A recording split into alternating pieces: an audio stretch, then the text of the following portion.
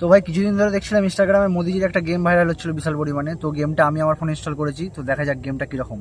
তো ভাই দেখতে পাচ্ছ এই যে ফ্লাইং মোদি, এইটা হচ্ছে গেমটা। তো ইনস্টাগ্রামে দেখেছি খেলতে, তো আমি এখন আমার নিজের ফোনে খেলে দেবো কীরকম, ঠিক আছে? তো দেখা যাক। আচ্ছা এখানে মোদি আর রাহুল গান্ধী আছে, তাই তো? চলো স্টার্ট।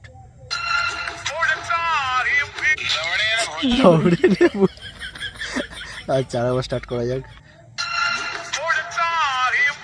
ওকে,